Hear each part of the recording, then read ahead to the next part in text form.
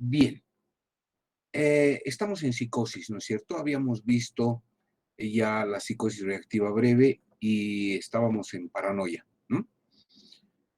Eh, la paranoia, habíamos dicho, actualmente tiene el nombre de trastorno de ideas delirantes. En cualquier bibliografía moderna, digamos, de las últimas, van a encontrar con el nombre de trastorno de ideas delirantes. Sin embargo, el nombre paranoia, al ser un término clásico, se sigue utilizando con mucha frecuencia. La paranoia, habíamos dicho, tiene básicamente dos características. La primera es un delirio monosintomático, y cuando decimos delirio monosintomático, quiere decir que existe una idea falsa que es el único síntoma, por eso es monosintomático. Recordemos que un delirio es una idea falsa irrebatible a la argumentación lógica. Es decir, es una idea falsa que no se va a modificar con el razonamiento lógico, ¿no? Y les pongo un ejemplo. Si un enfermo mental psicótico con una paranoia dice que lo están persiguiendo porque lo quieren matar y él tiene la idea de que lo están persiguiendo, esa idea no va a cambiar con la lógica. Es decir, le podemos explicar y decirle, no, nadie te está persiguiendo, mira, no hay nadie. Él va a sostener esa idea con lo que se llama convicción delirante. Él está seguro de que la idea que tiene es cierta, ¿no? Al contrario, si tratamos de convencerlo de que no es cierta la idea que tiene, va a empezar a pensar que nosotros somos parte de quienes lo están persiguiendo y que vamos a querer, por ejemplo, tenderle una trampa o que estamos queriendo que baje la guardia para que puedan agarrarlo, ¿no es cierto? Una cosa así. Entonces, eh, decía, el delirio monosintomático es la primera característica y significa que es el único síntoma, es decir, no hay ningún otro síntoma, ningún otro signo. De hecho, acá en la sala estamos 39 personas, puede haber varios paranoicos, ¿no? Y no nos vamos a dar cuenta mientras no se toque el delirio, ¿no? Si la persona está pensando que le están persiguiendo, pero ahorita está segura en su casa, está bastante tranquila. Empezamos a hablar de persecución o de personas que supuestamente le están persiguiendo, y ahí es donde se va a desencadenar el delirio, ¿no? Se va a empezar a asustar, va a empezar a decir que todos aquí están de acuerdo, que le hemos hecho entrar a esta clase para tenderle una trampa, no sé, cosas así, ¿no? Entonces, mientras no se toca el punto del delirio, la persona con una paranoia es una persona aparente normal, mente normal. De hecho, las personas con paranoia suelen ser personas muy inteligentes, de modo que suelen ser personas muy exitosas, pese a tener una enfermedad mental. Mientras no se toque el tema de la paranoia, el resto de su funcionamiento es normal y a veces incluso óptimo. Y la otra característica de la paranoia es la ausencia de deterioro. Esta característica diferencia a la paranoia sobre todo de la esquizofrenia. Vamos a ver más adelante en la esquizofrenia que esta produce distintos grados de deterioro, incluso llegando al extremo de hacer que el enfermo con esquizofrenia llegue a vivir como un indigente, no llegue a vivir en la calle como un vagabundo, eh, con un deterioro muy marcado. Todas las formas de esquizofrenia, vamos a ver luego, deterioran y deterioran sobre todo en el aspecto físico. La persona empieza a descuidarse en su higiene, en su arreglo personal, en su vestimenta, etcétera. Y eso es muy notorio, cosa que no sucede en la paranoia. Les decía que la persona de hecho puede ser muy exitosa, ¿no? Mientras no se toque el delirio monosintomático, la enfermedad no se va a evidenciar. Y bueno, ahora sí entramos a hablar de la esquizofrenia, que es la enfermedad mental dentro de la psicosis más importante. Ah, caray,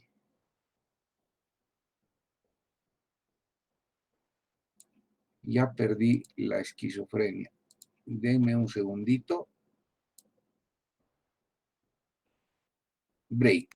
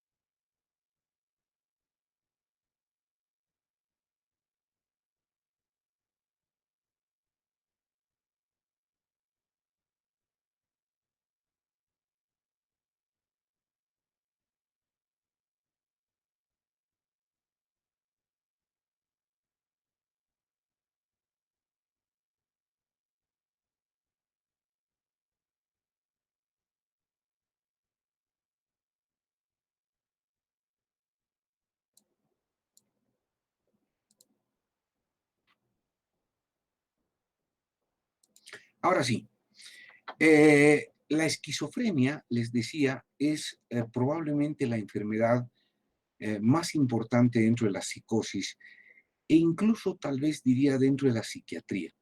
Pese a no ser una enfermedad muy frecuente, se dice que la esquizofrenia corresponde al...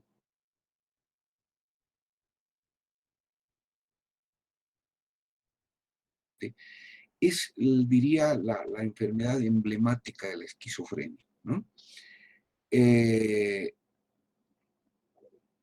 dice la diapositiva, la psicosis más frecuente, del griego clásico, schizo o schizein, que significa dividir, escindir, hendir o romper, y frenon, que significa entendimiento, razón o mente.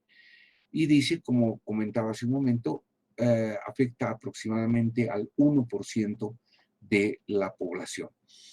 Decíamos del griego schizo, que significa dividir o escindir, y frenon, que significa mente, lo que etimológicamente significaría que esquizofrenia significa mente dividida o mente escindida, ¿no?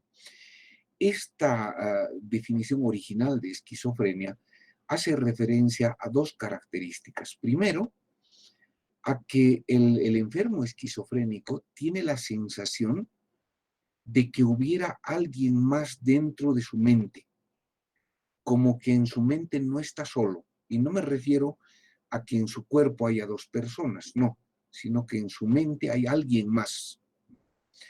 Y eso, a eso se refiere mente dividida, como que la mente está dividida en dos, que hubiera las mentes de dos personas, ¿no? Y significa también mente dividida, haciendo referencia a la escisión que hay en estos enfermos entre su realidad y la realidad del resto del mundo. Recordemos que la característica de la psicosis es la pérdida de juicio de realidad, ¿no? El paciente no vive la realidad que vivimos el resto de las personas y vive una realidad propia. La etiología, de acuerdo a la diapositiva, la etiología de la esquizofrenia es un endofenotipo oculto. Hemos descrito ya lo que es un endofenotipo oculto, es decir, es un carácter genético que está programado para determinar, perdón, para detonar en cierto momento de la vida. Y este momento de la vida está en el siguiente punto de la diapositiva, está entre los 12 y los 17 años. La esquizofrenia es la enfermedad que empieza característicamente en la adolescencia tardía, 12 a 17 años. Yo creo que todos tenemos, no es que no te puede dar antes de los 12, ni que cumplas los 17 y ya te salvaste de la esquizofrenia. No es así, ¿no es cierto? Hay casos tardíos, digamos que el promedio es entre los 12 y los 17 años. Ustedes están más o menos por los 21, 22, más o menos, por ahí, ¿no? 21, 22. Quiere decir que no se han salvado todavía de la esquizofrenia, ¿no? Evidentemente han pasado la época de mayor peligro de la vida, pero todavía están en riesgo. Año que pasa, año que se alejan, digamos, de la esquizofrenia. Ahora, yo, que he dejado los 17 años hace décadas, ya no tengo la posibilidad de enfermar esquizofrenia. Y eso lo habíamos comentado cuando hemos hablado del endofenotipo oculto, ¿no es cierto? Significa que si una persona tiene el endofenotipo oculto, para esquizofrenia, va a enfermar esquizofrenia. Haga lo que haga, no hay forma de evitarlo, está genéticamente determinado. Quiere decir que entre los 12 y los 17 años va a detonar el endofenotipo, se va a disparar la dopamina cerebral y la persona va a tener lo que llamamos el debut esquizofrénico, es decir, su primer episodio esquizofrénico, y de ahí en adelante pues va a ser un esquizofrénico el resto de la vida. Si una persona no tiene el endofenotipo oculto, no va a enfermar esquizofrenia, no hay forma. Está claro que yo no tengo el endofenotipo oculto para esquizofrenia, entonces no voy a enfermar esquizofrenia. Otra psicosis podría darme, ¿no? La enfermedad de Alzheimer, alguna otra psicosis exógena, pero esquizofrenia no. Eso no va a suceder. Existe lo que se llaman los factores de riesgo premórbidos. ¿Qué significa esto? Si tenemos claro que la etiología es genética y está basada en un endofenotipo oculto, es lógico pensar que sería óptimo poder detectar esta enfermedad, es decir, poder detectar el endofenotipo oculto antes de que se manifieste, es decir, en un niño, por ejemplo, en un niño pequeño, ¿no? Si pudiéramos saber que el niño va a o tiene el endofenotipo oculto y va a tener esquizofrenia, podríamos buscar formas de prevenir e incluso hacer un diagnóstico y tratamiento muy temprano, porque como vamos a ver más adelante, el tratamiento es más efectivo cuanto antes se hace, ¿no? Cuando el diagnóstico es muy precoz y se inicia tratamiento muy rápido, el tratamiento es mucho más efectivo que cuando se deja pasar el tiempo. Entonces, se ha identificado algunos factores que nos sugieren que el niño pudiera tener el endofenotipo oculto para esquizofrenia, ¿no? Porque no hay una forma de determinar o de investigar esto. Pero sí se ha relacionado dos características fundamentales. La primera, como está en la diapositiva, es la depresión del niño y del adolescente.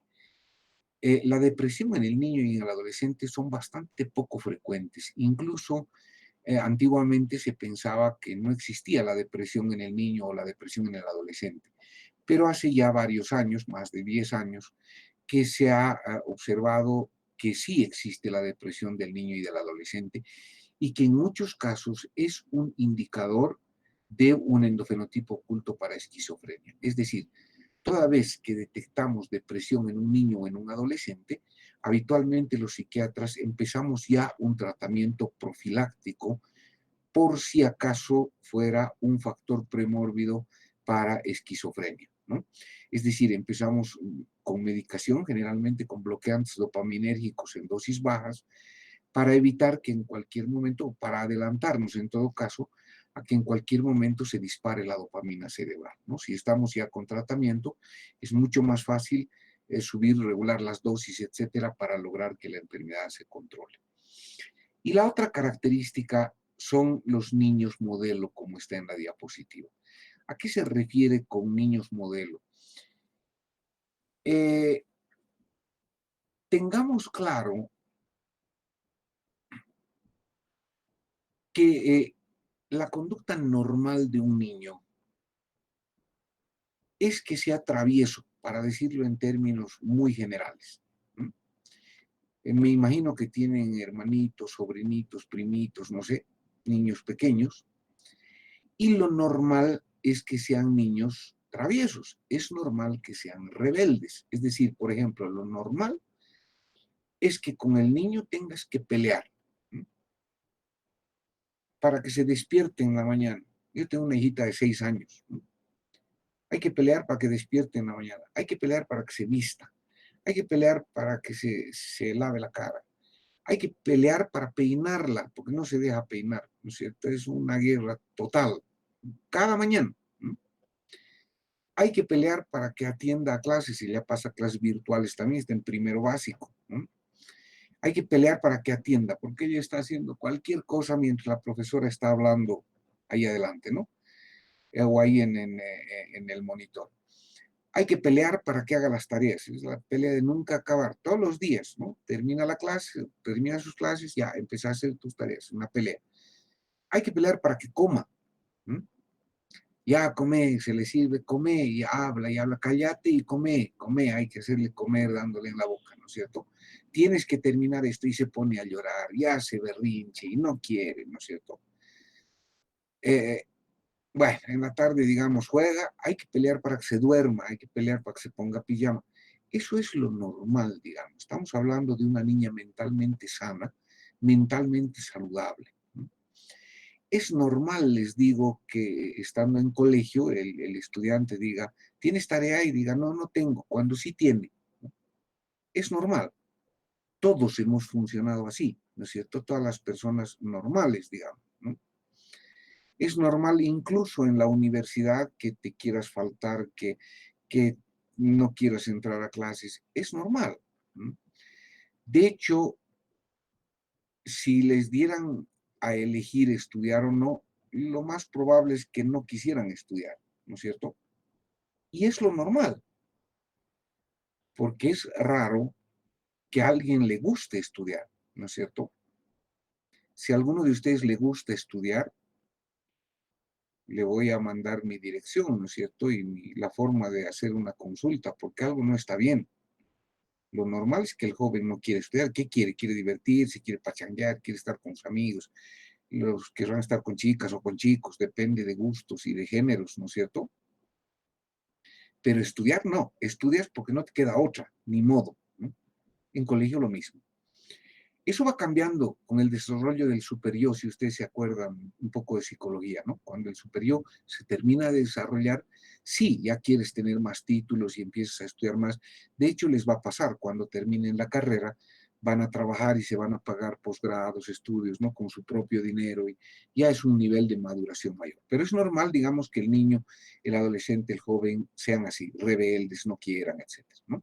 Yo estoy seguro que ustedes tienen roces con los padres. Y es normal, ¿no es cierto? Que a veces uno llega a pelear horrible con sus papás, ¿no? Y es normal, cuando eres joven es absolutamente normal. Entonces, ¿qué es lo que llama la atención?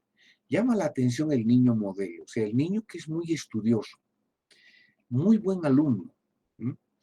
Muy responsable, muy obediente, ¿no? Esas mamás que dicen, ah, mi hijito en todo me ayuda, él prepara las cosas, él me ayuda a lavar la ropa. No es normal que uno voluntariamente lo haga, nos obligan, ¿no es cierto? Te dicen, ya, ayuda a hacer esto. Y uno va, ni modo, no te queda otra, ¿no? Pero que lo hagas voluntariamente es algo que llama la atención, ¿no? Es muy frecuente que la madre del esquizofrénico diga, el mejor de mis hijos, ¿no? Porque es obediente, les digo, muy responsable, no es amiguero, no le gusta salir. Entonces, dentro de la idea de la madre y de los maestros de colegio, es un niño ideal, ¿no? Y bien buen chico es, dicen los profesores también, cuando eso no es normal, ¿no? Cuando a mi hija le llaman la atención, tengo dos hijos mayores, ¿no? Me llegaban notas del colegio, mi hijo se ha metido en unos problemas serios, han quemado un baño, ¿no?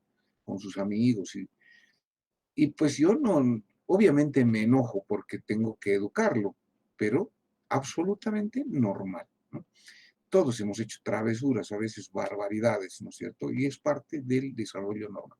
Entonces, cuando eso no sucede y el niño es muy perfecto para decirlo, como los niños Flanders, llama la atención y nos hace pensar que puede haber un endofenotipo oculto para esquizofrenia. Veamos la siguiente diapositiva.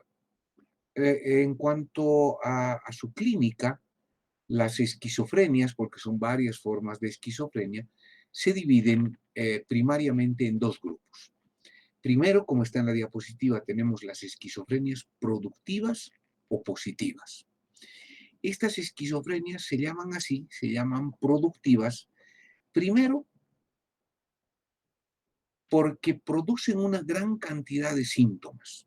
Es decir, son formas clínicas muy llamativas.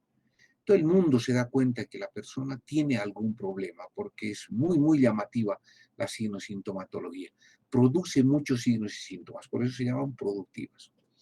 Y se llaman positivas por dos aspectos. Uno, porque predominan los signos positivos, que vamos a ver ahorita, y dos, porque son de buen pronóstico. Paradójicamente son de buen pronóstico. ¿Por qué digo paradójicamente? Porque pese a ser muy llamativas, pese a que el esquizofrénico productivo está rompiendo cosas, está pegando gente, está gritando, haciendo escándalo, el pronóstico es mejor, o sea, responde mejor al tratamiento, a dosis más bajas de medicamentos, y significa que cuanto más explosiva es la forma, mejor se va a controlar. Por eso se llaman también esquizofrenias positivas. Estas esquizofrenias positivas son dos, básicamente, ¿no? La esquizofrenia simple y la esquizofrenia paranoide. La característica clínica fundamental de la esquizofrenia simple, antes les aclaro, vamos a ver la característica principal de cada esquizofrenia y también vamos a ver algunos caracteres, signos y síntomas que son comunes a todas las esquizofrenias. Vamos a empezar por el carácter fundamental, principal. La esquizofrenia simple tiene la característica, la que la distingue de las demás esquizofrenias, que es la excentricidad. ¿Qué significa la excentricidad? Significa estar fuera de lo común, ¿no? Muy diferente a lo habitual. Y se refiere a que son personas muy llamativas en su forma de actuar, en su forma de comportarse. Y voy a poner algunos ejemplos que creo que son bien claros. Uno es Marilyn Manson. Voy a aprovechar para ponerle fotitos a la diapositiva. Lo conocen a Marilyn Manson, ¿no es cierto? ¿Dirían ustedes que es una persona mentalmente sana? Suena que no, ¿no? Algo no está bien en su cabeza de Marilyn Manson. Y lo que sería es una esquizofrenia simple. Otro ejemplo, Lady Gaga, muy llamativa también, ¿no? Hasta en las letras de sus canciones, su forma de presentarse, ¿no? Otro ejemplo de los antiguos, Salvador Dalí, tipo muy excéntrico también, ¿no? Muy llamativo, muy diferente al resto de las personas, ¿no? Hay un sujeto colombiano que se hace llamar el hombre leopardo, no sé si lo conocen, que se ha tatuado todo el cuerpo con manchas como de leopardo y no solo eso, se ha hecho poner implantes que son como orejitas de leopardo, ¿no? Se ha hecho poner implantes para parecer que tiene el hocico de un leopardo, se ha hecho poner prótesis en forma de caninos de felino, ¿no? Con el odontólogo hace esas cosas, ¿no? De modo que tiene todo el aspecto de un leopardo, ¿no? ¿Ustedes dirían que está mentalmente sano? No, algo no está bien ahí, definitivamente. Y sería una esquizofrenia simple, ¿no? Algunos autores incluso dicen que la esquizofrenia simple no sería una enfermedad, sino sería un grado extremo de normalidad. O sea, sería normal, pero estaría en el límite, digamos, ¿no? No sería una psicosis exactamente. Pero está claro que estas personas que he puesto de ejemplo, y hay muchas más famosas, por ejemplo, está claro que estas personas viven un mundo muy propio, ¿no? El hombre leopardo obviamente tiene un mundo muy propio en su cabeza en el que está convencido de que no sé, se verá muy pintudo él según él, viéndose como leopardo, y todo el tiempo está pensando cómo se va a poner nuevos implantes, cosas así, ¿no? No sé si han visto, hay un programa de televisión que se llama Botch, a propósito de unos cirujanos plásticos, ¿no? Y no sé si han visto, hay casos bien llamativos, ¿no? El otro día vi un ñato, un varón, que quería ponerse senos, quería ponerse mamas, boobies, como le queramos llamar, ¿no? Prótesis, obviamente, pero él no es transexual, ¿no? Es decir, no quería cambiarse de sexo, a diferencia de un transexual, sino él quería ser un hombre, pero tener senos, ¿no? Y eso le permitía a él, digamos, decidir cuándo quiere. Aparte que le gustaba mucho, decía el brasier, entonces él quería usar brasier siendo hombre. Entonces es obvio pensar que algo no está muy bien en su cabeza, ¿no? Y salía a la calle pues con unos escotes y con unos brasiers muy bonitos, pero con barba, no sé, ¿no? Entonces algo no está bien, claramente. Y el problema sería una esquizofrenia simple. Como decía al principio, las esquizofrenias productivas es muy llamativa, ¿no es cierto? Todos estos personajes de los que hemos hablado son muy, muy llamativos. Tú los ves y te llaman la atención inmediatamente. Dices, ¿qué tienen estas personas? ¿No? Algo raro tienen por esa excentricidad justamente.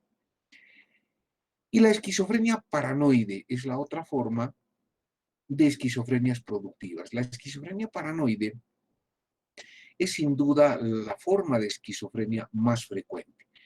Y la característica fundamental de la esquizofrenia paranoide es la presencia de delirios paranoides.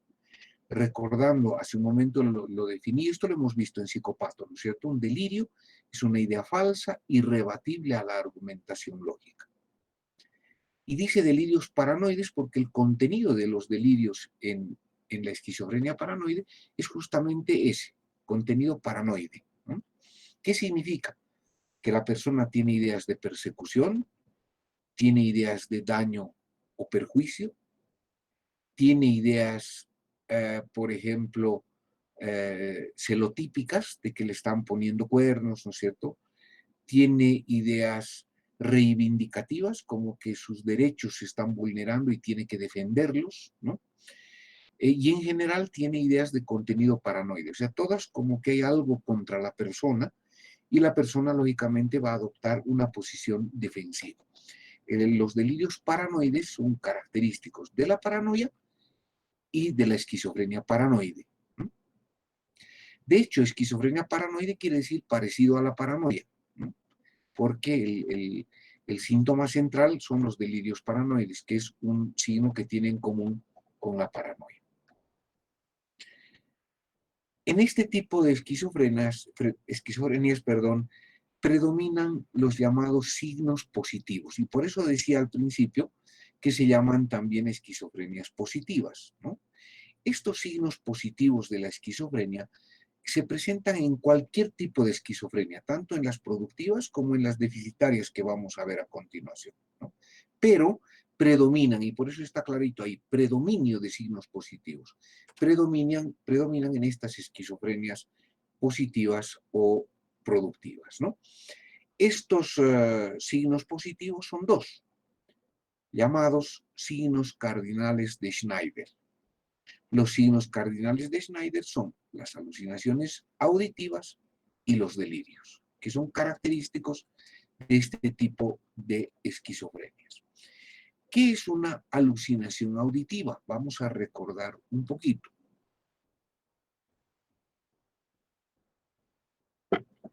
Esto lo hemos visto en Psicopato, ¿no es cierto? Una alucinación auditiva es una falsa percepción en la que el enfermo escucha voces inexistentes. Esa es la definición de alucinación, ¿no es cierto? Es la percepción de un estímulo inexistente. Puede haber entonces alucinaciones visuales, por ejemplo, alucinaciones auditivas, etc. En las alucinaciones visuales el enfermo ve cosas que no existen, pero las alucinaciones visuales no son características de la esquizofrenia. En cambio, las alucinaciones auditivas sí. Característicamente el esquizofrénico escucha voces dentro de su cabeza. De hecho, de ahí viene la palabra locura, ¿no es cierto? Eso habíamos mencionado cuando hemos empezado a hablar de psicosis. La palabra locura deriva del latín locus, que quiere decir hablar, y hace referencia a que el loco sería la persona que habla sola. Y en realidad lo que hace es estar hablando con sus alucinaciones auditivas, ¿no? Lo había comentado en una clase anterior. ¿Qué harían ustedes si escucharan voces dentro de su cabeza? Obviamente lo primero que uno haría es preguntarles, ¿no es cierto? ¿Qué quieres? ¿Por qué me hablas? ¿De dónde me hablas? ¿No es cierto? ¿Cómo es que te has metido a mi cabeza? Y uno trataría de averiguar. Y es eso lo que hace el esquizofrénico, empieza a hablar con sus voces, ¿no? Llega un momento en que se acostumbra a las alucinaciones auditivas. Entonces ya suele dialogar con las voces, ¿no? Incluso hace una especie de complicidad con la voz dentro de su cabeza, ¿no?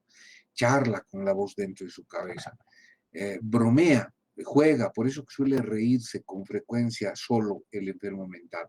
De hecho, un signo de esquizofrenia muy característico es que el enfermo hable solo y se ría solo. Es decir, algo que es importante preguntar a la familia, por ejemplo, cuando estamos hablando del enfermo esquizofrénico, es eso, ¿no?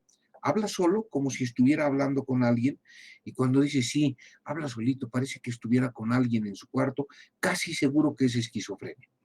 Casi seguro digo porque hay poquísimas enfermedades en las que existen alucinaciones auditivas, ¿no? La principal, obviamente, la esquizofrenia. Y la otra pregunta les decía, ¿se ríe solo como si le estuvieran contando chistes? Y sí, ¿no? Ríe y se sonríe, porque a veces las alucinaciones le dicen cosas graciosas, ¿no? O se burlan de ciertas cosas y él se ríe de lo que dicen las alucinaciones, ¿no? Esas son las alucinaciones auditivas. El segundo, o perdón, el primer signo cardinal de Schneider. Y la segunda o el segundo signo cardinal son los delirios. Los delirios, lo he mencionado hace un momento, son ideas falsas irrebatibles a la argumentación lógica. ¿Esto qué significa? Que el paciente tiene la idea, tiene una idea fuera de la realidad, que no es cierta, pero que él sostiene como si fuera verdad. Estos delirios en la esquizofrenia, en la paranoide son delirios paranoides, pero en las esquizofrenias en general pueden ser de diferentes tipos. Pueden ser delirios fantásticos, por ejemplo, donde el paciente, por decirles algo, dice que o tiene la idea de que es un extraterrestre, ¿no? Y que está explorando la Tierra y que ha adoptado la figura humana para que no lo reconozcan como extraterrestre, ¿no? Estamos hablando de un delirio ahí fantástico. Puede ser un delirio místico, cuando el paciente, por ejemplo, tiene delirios relacionados con la religión. Entonces es muy característico que diga, no, yo soy el enviado de Dios, o soy un demonio, o estoy poseído por un demonio. Son delirios místicos bien frecuentes, ¿no? Está claro que está fuera de la realidad, pero está claro también que no lo vas a convencer que eso no es cierto. No habría la psiquiatría de enfermedades mayores, ¿no es cierto? ¿Para qué necesitarías al psiquiatra si diciéndole, no, tú no eres un demonio? Ah, verdad, no soy demonio. Listo, se resolvió el problema. No, el paciente va a sostener que es un demonio, va a actuar como un demonio, etc., ¿no? Este sostener esa idea falsa, como les decía, se llama convicción delirante. Habíamos puesto de ejemplo la película Una mente brillante, ¿no? En una clase anterior, ¿o no? Sí, habíamos puesto ejemplo. Hay otra película muy bonita acerca de la esquizofrenia que se llama Don Juan de Marco. Bien difícil de encontrar, lamentablemente. Es con Johnny Depp, una película muy buena, cuando estaba bien jovencito Johnny Depp. En esta película, Johnny Depp era un joven que se hacía llamar Don Juan de Marco. Casualmente llega a detenerlo la policía y terminan llevándolo a un psiquiátrico. Y en el psiquiátrico, Johnny Depp le cuenta a su psiquiatra toda la historia de Don Juan de Marco. Entonces, él decía que él era un joven que vivía en un pueblo así de estilo lejano oeste, ¿no? Y que él se hacía llamar Don Juan de Marco porque era verdaderamente un Don Juan, ¿no? Y tenía sus historias románticas con, creo, todas las mujeres del pueblo, ¿no? Y tenía una historia para cada seducción, e historias muy románticas, ¿no es cierto? Muy bonitas las historias. Y contaba cómo había seducido, por ejemplo, a la hija del carnicero. Me estoy inventando, ahorita no me acuerdo, pero cómo seduce a la hija, no sé, pues del dueño de la tienda central del pueblo. Y eran historias muy lindas todas, muy románticas, ¿no? Todo un Don Juan, pues, ¿no? Todo un Don Juan, un caballero seductor, etcétera. Y en ese contar historias llega al final en que llega a seducir a la esposa del alcalde y tiene un romance muy bonito con la esposa del alcalde. El alcalde los pesca y lo que hace es desafiarlo a duelo y para protegerlo su padre sale a defenderlo y él se bate a duelo con el alcalde lo mata a su padre y él se ve obligado a escapar del pueblo, ¿no? Lo bonito de la película, digamos, son las historias de seducción, como les digo, ¿no? Pero una vez que se hace la evaluación psiquiátrica y se empieza a hacer el manejo mental, lo que detecta el psiquiatra es que nada de esto era cierto. O sea, todo era un delirio. Ese se llama un delirio erotomaniaco o delirio erótico, ¿no? En el que la persona tiene la idea de que es un gran seductor o una gran seductora y que tiene relaciones con muchas parejas, ¿no? Y claro, todo eso está dentro de su cabeza, porque es algo que nunca sucedió. Este Don Juan de Marco había sido un niño de la calle, o sea, vivió en la calle, creció en la calle, con los maltratos propios, hasta que enfermó de esquizofrenia y empezó a desarrollar esa idea delirante, ¿no? Una parte bonita de la película que no tiene mucho que ver aquí es que el psiquiatra en la película, que es Marlon Brando, se empieza a cuestionar él mismo si vale la pena sacarlo de esa idea tan bonita, de ese mundo tan bonito que tenía este Don Juan de Marco, y traerlo a la realidad, decirle, no es cierto, tú no eres ningún seductor, eres un chico de la calle, abandonado, ¿no? O sea, vale la pena sacarlo de ese mundo bonito y traerlo a un mundo horripilante. Y llega un momento en que el psiquiatra decide no sacarlo de ese mundo, al contrario, el psiquiatra entra un poco en un mundo, en ese mundo mágico de Don Juan de Marco, ¿no? Y esos son cuestionamientos bien propios de la psiquiatría, ¿no? Hay casos en los que como psiquiatra uno se cuestiona si vale la pena sacarlo de su mundo propio a una persona, ¿no? Incluso hay casos en los que uno se cuestiona si vale la pena intervenir como psiquiatra. Traerlo a la realidad puede ser mucho, mucho peor que se mantenga ahí, mucho peor para la persona, ¿no es cierto? O sea, de ser un loquito alegre lo vas a volver un cuerdo amargado. ¿Tiene sentido? Bueno, eso ya depende de cada uno, ¿no? Pero bueno, a ver, si les gusta el cine, pues una muy buena película. Además, búsquenla, Don Juan de Marco, se llama con Johnny Depp y Marlon Brando. Este, eso es entonces un delirio. Voy a aclarar algo que siempre aclaro y seguramente lo hemos hecho en Psicopato. No vamos a confundir delirio con imaginación, son cosas totalmente distintas. A veces, bueno, el paciente o la familia no tiene por qué saber, pero dicen, se imagina cosas o habla cosas que son producto de su imaginación. No es así. Vamos a tener claro que la imaginación es un fenómeno normal, pero en la imaginación cada persona tiene claro que se está imaginando algo, ¿no? Es decir, no sé si les pasa que a veces se imaginan, es como soñar despierto, ¿no? Se imaginan que ya han terminado la carrera o que están dando su grado y les están diciendo, ha aprobado, bienvenido al mundo de la medicina, ¿no? Colega, y uno se entusiasma y dice, puta, qué bello va a ser ese día, ¿no? Pero tienes claro que no es cierto, eso es imaginación, ¿no? Pero si empiezas con que al día siguiente te despiertas y dices, ya me he graduado anoche, ¿no? Y vas al hospital y empiezas a tratar de colega a todos los médicos y a decir, quiero trabajar aquí en nuestro hospital porque yo soy de la universidad, me siento en la institución, ¿no? Y su título, no, mi título está en trámite y un docente te dice, pero tú no has terminado mi materia, ¿eres usted? No, no, no, doctor. Es decir, si uno empieza a sostener eso ya como una verdad, ya pasa a ser una idea delirante, porque es una idea falsa, ¿no? Está clara la diferencia. Yo muchas veces me imagino que estoy con Jennifer López, ¿no? Pero sé que no estoy y sé que no voy a estar, ¿no es cierto? Lo tengo clarísimo. Entonces, eso es imaginación. Pero si yo les dijera, ah, no, yo soy bien mujeriego, me dicen a mí don Luis de Marco. ¿No? Y anoche, por ejemplo, estaba con Shakira, ella me manda su avión me recoge, me lleva, paso la noche con ella y le digo, tengo clase tempranito, me vuelve a mandar en avión. Podría ser cierto, ¿no es cierto? Pero es muy, muy poco probable. Entonces, obviamente dirían, no, este doctor ya se rayó, la psiquiatría le afectó, ¿no? Ya estaríamos hablando de un delirio, de una idea falsa propia de una enfermedad mental. Estos son entonces los signos cardinales de Schneider. Nos vamos a quedar ahí, no quisiera empezar las esquizofrenias deficitarias y no interrumpirlas, no seguir la misma secuencia que hemos seguido con las productivas. Hasta aquí, preguntas, dudas, curiosidad.